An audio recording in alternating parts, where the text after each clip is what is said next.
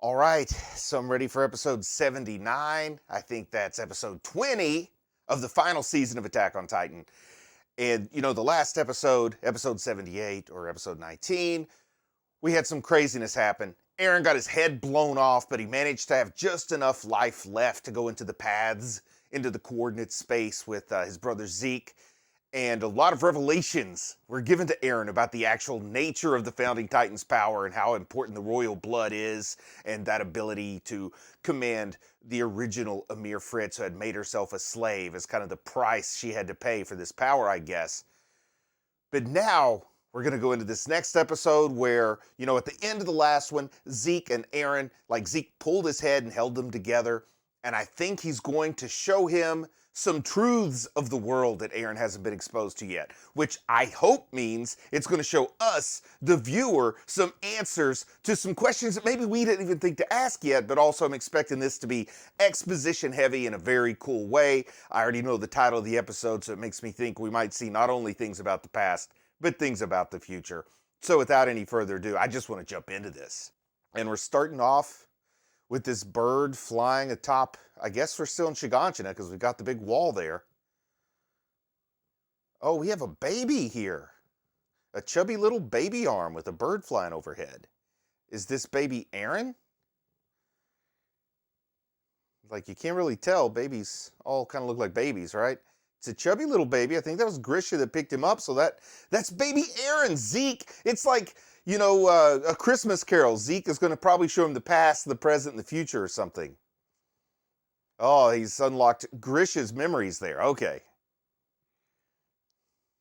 Oh, wow. And Zeke a little bit upset because Grisha basically threw his old family away and started a new one here in Paradis. Oh, he's trying to show Eren that Eren doesn't really feel the way Eren thinks he feels. Trying to convince him he's been brainwashed. But I don't know if that's going to be an easy job because Eren's usually pretty stuck in his principles. Oh, wow. And Zeke kind of speaking to this vision of Grisha in a weird way, like, congratulations for dumping all your responsibilities and coming out here. Oh, man. It's kind of cute. Little baby, chubby baby Eren pulling on Grisha's cheek there. Oh, and here's toddler Eren chasing a butterfly. So I guess we're going to see a lot of young Eren and Grisha here.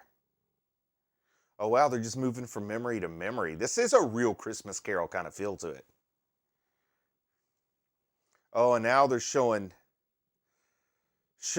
Grisha playing some kind of political game as a doctor there.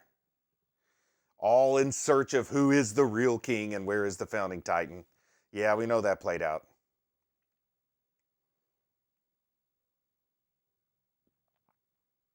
Oh, wow, just calling their father an a-hole who cares more about restoring Eldia and the Eldian Empire than he does about any of his family. And Eren says he gets it. Eren's saying I should have never been born, saying he's no longer brainwashed, but I don't believe Eren. I don't think Zeke's going to believe he would be convinced that easily. Yeah, he's saying no need to rush. Let me show you more evidence, because Eren's just trying to convince Zeke to trust him when he's really not going to do what Zeke wants, right? It's way too easy. But they're just showing all these flashbacks. We saw a nice Hannes moment there. What's his dad digging through somebody's drawers after they die? Oh, wow. Lots of, backroom stuff with Grisha, it looks like. Now we're some mortuary. Oh, he's showing how quickly he tracked down the location of the Founding Titan transfer place. Oh, Zeke didn't even know what it was, but Eren recognized it. Pretty impressive that Grisha was able to Sherlock Holmes his way to finding that so quickly. But he knew about it all along. He was scoping the place out. He had to plan it just right, I guess. Whoa, there's some kind of pain or holding back in Grisha's eyes there. I wonder if Zeke had ever seen these memories. I mean, he had to in order to be Eren's tour guide. And Grisha knows in this moment what he has to do, because you can see the pain as he hugs his toddler Eren, and he understands that toddler Eren's future, because he's discovered the location, he's totally screwed up his son's future, because he has no choice but to pass this burden on to Eren now. Oh, wow. Says he delayed his mission as long as possible because he loved Eren more than he loved Zeke, basically. He didn't love Zeke enough to put any delay on stuff. Oh, man. That's gotta hurt when you see, like, your dad left you, started a new family, and he loves his new family more than he loved yours. Yeah, that would be like a dagger to the heart. Oh, wow. Kind of saying that the original Eren was gone now that he's inherited all these burdens and memories and experiences. I wonder who Eren's saying that I'm. Oh, in his sleep, he's saying he's sorry to Zeke. Is this going to reverse things with Zeke? Is this going to go differently than how Zeke had planned? What vision Grisha is able to talk to Zeke? Oh, that's crazy. Is it the Titan power of the attack Titan and Grisha that lets him be in this vision and talk to Zeke? Wouldn't this be crazy if this turned Zeke instead of turning Eren the way it's designed to do? Yeah, he looks way too much like Erwin's father to be Zeke.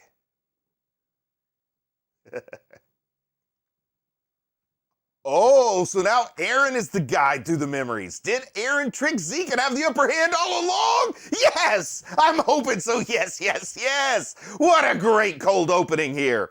Oh my goodness. All right, so during the OP, I always remind people about my Patreon. A lot of you already know about the Patreon, but if you're curious, there is a link in the video description. Feel free to go check that out. And I'm going to put a little padding under my seat so I can sit up a little higher and be a little more comfortable. Memories of the Future. Yeah, I think we all already knew the name of this episode, but boy, we're seeing this Christmas Carol, the ghosts of Christmas past, present, and future. We're seeing it get turned on its head a little bit. Who's the ghost and who's Scrooge in this scenario? It seems to have twisted from Eren to Zeke in that opening. So let's see if that continues up. Oh, wow. So now they're getting real. Zeke's asking Eren why Eren betrayed his older brother. Like, why are you loyal to this father that treated you badly instead of me, the brother that cares about you in theory? Because I never really knew you. I want to see Eren's answer to this question here. Basically, why? Why would you not go along with my plan? What are you planning to do with this power? This is a question I have for Eren. Oh man, he says, from the moment I was born, I've been this person. Nobody brainwashed me, neither Grisha nor you, Zeke. Oh, I understand he's being a little, taking a sweet time to give the answer. Oh wow, he'll steal someone else's freedom before he lets them steal freedom from Eren. What a strong answer about the core of who that man is. Wow. Oh wow. He's saying, I would not have been the pathetic little brother you're looking for. I am Eren Yeager. Oh, wow. And he looks at Zeke, and he's telling Zeke what he sees when he looks at him. I see a man who can't accept himself. Like he has to oppose his father because he's not defined by who he is, but by who his father is. The opposite of Eren here. Some great psychological insight, Eren. Though I don't know if you're 100% correct or not. I love the take. Oh, wow. This philosophical debate over Grisha's role in both of their lives. But I guess he's talking about Saba. Oh, man. Here's that early memory with Eren and Mikasa. Is Zeke lying to Eren? I wonder if Zeke really can carry out his plan at any time. Because he says he won't abandon Eren, but I think he still needs Eren in some capacity, or he would have just done it already. Oh man, like he claims it's this important personal goal to save Eren before he saves the world, but I still don't know the difference between manipulation and truth here. There's that picture they found in the basement that just shook everybody's world upside down. The first photograph many people in parody had ever seen. There's that key. That key that dangled around Eren's neck for so long.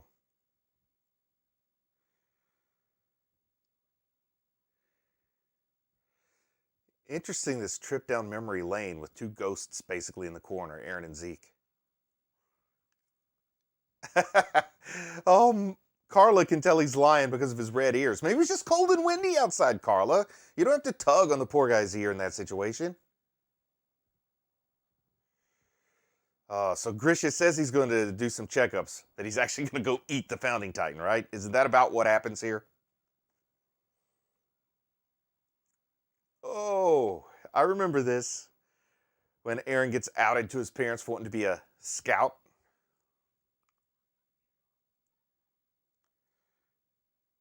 So what was Eren's answer here? To be free? Yes, he just wants to know what the outside world is like. I should remember these things, shouldn't I? Well, he definitely got to see outside the walls, but it probably didn't go the way he pictured as a child. Wow, he was full on screaming at his pop there, too. So I guess he took a canal boat to where he was going. He's talking about getting on a boat, but I don't think he was going back to the old world. He gives him the key because he knows he may not be returning from this trip. He knows exactly what he's on his way to do.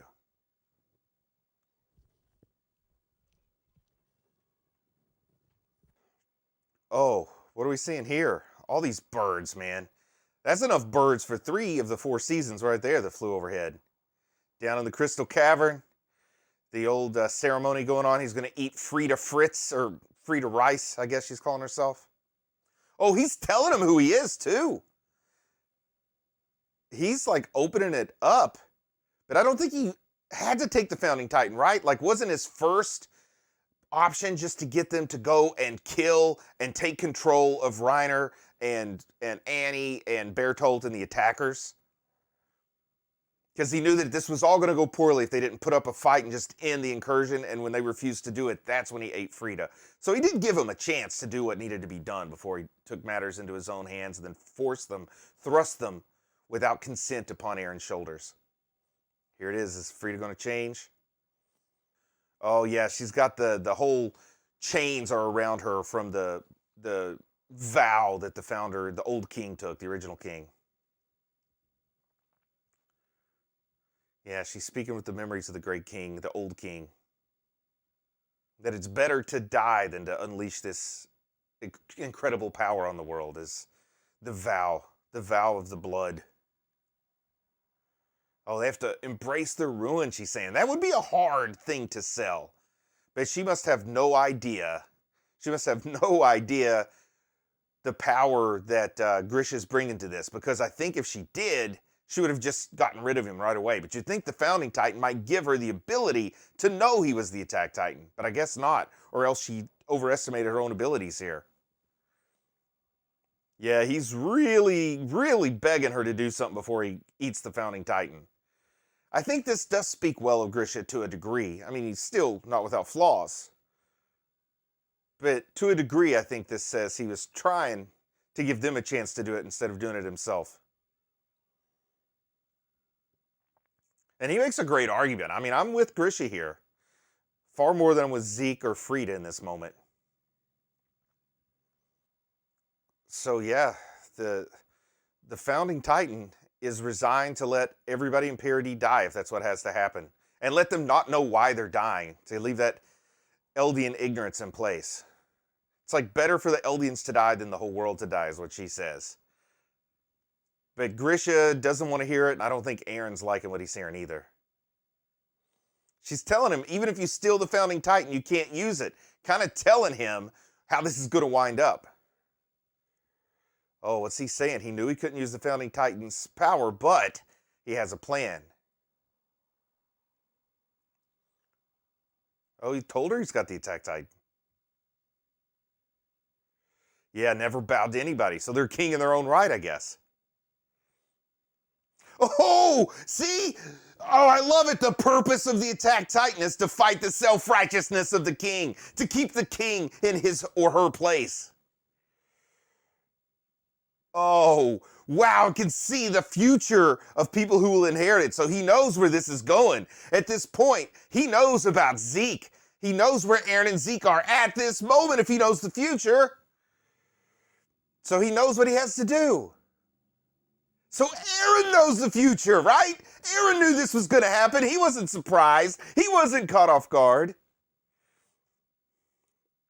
I love it. Like, we kind of got that glimpse with the mention by Kruger of Mikasa and Eren, but here we're seeing it all come into play, and you can almost see the fear on Zeke's face as this is being revealed to him. So more's being revealed to Zeke than to Eren here. And he knows he ends the royal bloodline. But he doesn't, because you know who else is out there? He's cutting himself with that scalpel. For a minute, I'd like, he's going to stab her with the scalpel, but then I realized he has to cut himself to transform. Wait, there's no blood. What's this? Is this an alternate timeline? What could have been? What in the heck? Does Eren take over here? Is this like some circular thing like the Flash? Like when Grisha can't do it, Eren is going to jump in and force him to do it like a Flashpoint moment? Oh my God, this could be awesome. This could be awesome. Is Eren gonna like possess Grisha and force him to do this, and all along it was Eren the whole time? Yes, do it, Eren. This is some of the best storytelling. My mind is blown.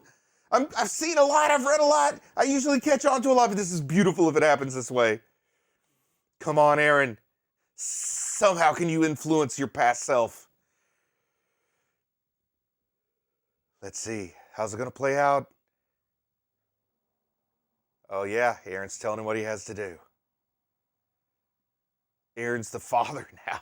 Look at me. I'm the captain now. Oh man. Thinking about Frey. Was that her name? The one that got eaten by dogs? So Eren is the voice in his ear to make him do it. And I've been talking about how Eren was unfairly burdened with this. Eren burdened himself. No more pity for Eren is allowed ever again. I gotta go rewatch him with a different point of view now. And there it goes. This is the best bootstrap paradox I've ever seen in my life. Absolutely the best time travel bootstrap paradox I have ever seen. I'm going on the record. This is my favorite, and I love it. So Eren learned first about the events in the Crystal Cavern. Then later, he remembered from the future that he's who caused them to happen. Oh my goodness. A thing of beauty here.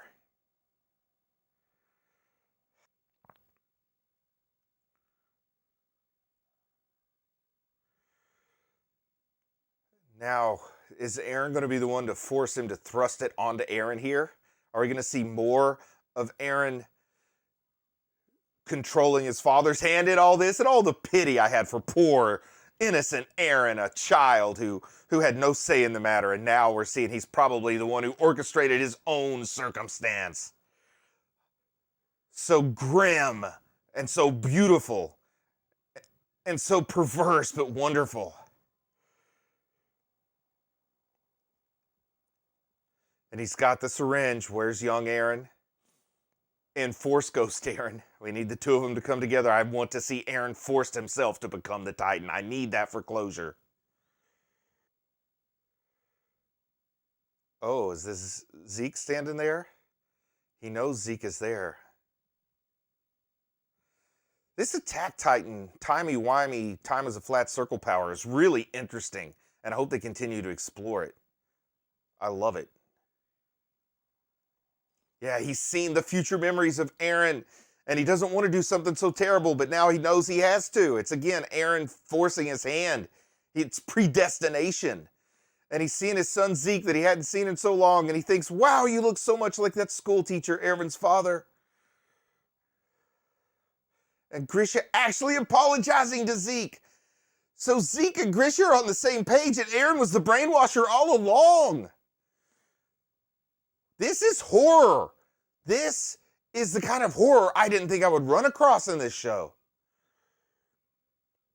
Oh my God, the tears and the emotion and the confusion on Zeke's face animated so well. Those eyes, he just doesn't even know how to comprehend where he's finding himself now, because Zeke thought he had all the answers, and now he realizes he knows nothing. And there's that tear the release, the reconciliation. If nothing else, maybe Zeke can die without this burden since his term is almost up. Maybe Eren has accomplished this one small thing for Zeke. Oh, and Eren just shot him back into the coordinate? Back into the past? So Eren does have some Founding Titan power, and this is where it ends? Before you show me exactly what power he has? Oh, another good episode. I mean, they're so good now. They just keep pumping up on the intensity.